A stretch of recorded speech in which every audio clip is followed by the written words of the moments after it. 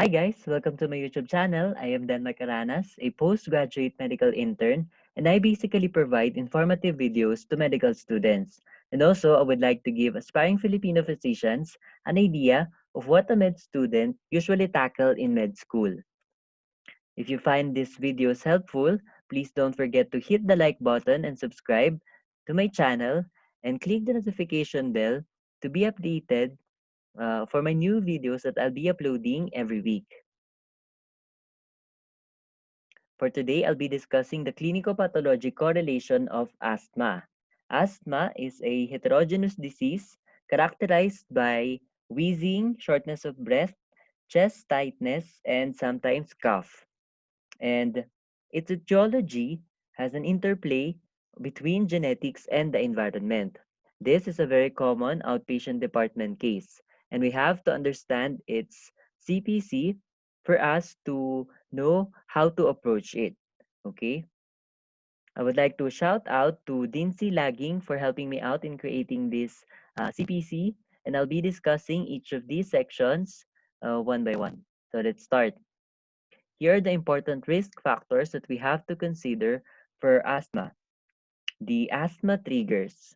Let's start with the allergens. The most common trigger for asthma would be dust mite or dermatophagoides. And the most potent trigger for asthmatic exacerbations would be viral infections. Okay, associate dust mite as the most common trigger, while the most potent would be the viral infections. Next would be the pharmacologic agents. Beta blockers, drugs that end with olol, like metoprolol, uh, propranolol, esmolol, nebivolol. Those drugs that ends with olol.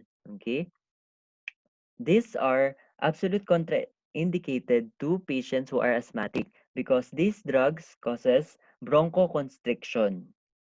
And then, as for ACE inhibitors, these are the drugs that ends with pril, like captopril, enalapril, ramipril, and others that end in pril. Okay, remember ACE inhibitors. Uh, they are relatively contraindicated and it does not directly cause bronchospasm. And the next, as for aspirin, it blocks the arachidonic acid pathway that potentially generates leukotrienes. And leukotrienes are associated with asthma. That is why we also have to be careful in patients with asthma if we are giving them aspirin. Okay, remember these drugs that end with oral, pril, and aspirin. Okay, and then next, uh, asthma is also related to exercise. Exercise, it is called exercise-induced asthma or EIA because exercising increases the airway osmolarity. And uh, the most common pathophysiology for it would be uh, because of the cold air that is entering the patient's lungs during exercise, that would cause the airway swelling. Okay. And then for the physical factors, we have to consider the weather, perfume, or even laughing would trigger asthma. And the next, for the food, food that contains metal bisulfite and tartrazine yellow. And what are those food? For meta bisulfite, it is found in wine and beer. And this is converted to sulfur dioxide. And sulfur causes vasodilatation. And as for tartrazine yellow, this is a preservative for food, and it's usually found in drinks like juice and Tetra Paks. Okay, so we have to be careful in the food that we give our patients. We have to keep in mind metabisulfite and tartrazine yellow. And the next is air pollution. Uh, Related chemicals would be sulfur dioxide and ozone. Okay, and as for occupational factors, we have to consider if the work of our patient triggers the asthma attacks. Okay, And the next, hormonal factors, pregnancy, having hyper or hypothyroidism. These causes and triggers also asthma. And the next, we also associate GERD or gastroesophageal reflux disease with asthma. And this is one of the most missed causes of asthma exacerbation.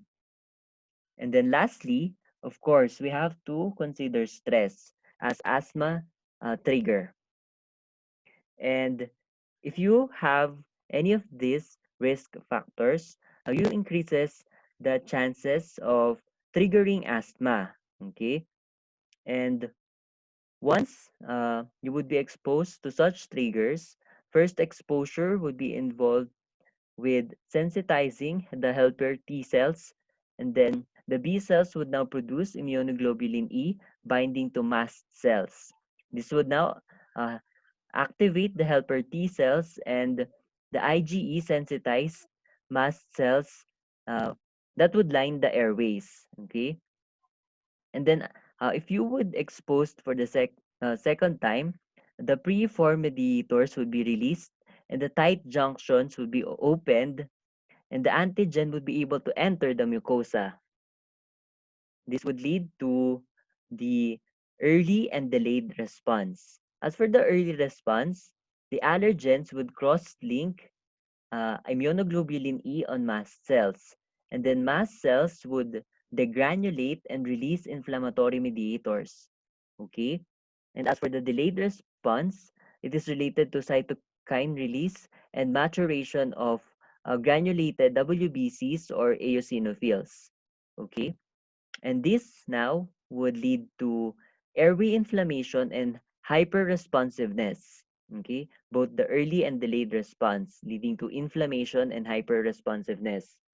And this now would be responsible to these changes for this 1 to 5 factors. Okay? We'll be discussing this one by one. As for the airway epithelium, the epithelium would be damaged. It would lead to the loss of barrier function, loss of enzymes, and loss of relaxant factors. Now, this now would lead to bronchospasm. And the next, fibrosis would lead to the thickening of the basement membrane. The mucus hypersecretion is related to the hyperplasia of the submucosal glands and the increase in number of goblet cells, leading to mucus hyperplasia and then mucus plugs. This now would lead to the airway occlusion. Next, for the airway smooth muscle, there would be an altered excitability, leading to an increased responsiveness to constrictors. And then lastly, for the vascular response, there would be an increased vascular volume, and that would cause now the microvascular leakage, leading to airway edema and related to the plasma exudation, causing now the airway narrowing. So combining all of this, the bronchospasm, thickening of the basement membrane, airway occlusion, and increased responsiveness to constrictors, and airway narrowing, it would all boil down to airflow limitation, causing now the manifestation commonly related to asthma, um, which are wheezes and dyspnea. Dyspnea or shortness or difficulty of breathing. Okay. So here's the reference of my presentation, the 20th edition, Harrison's Principles of Internal Medicine.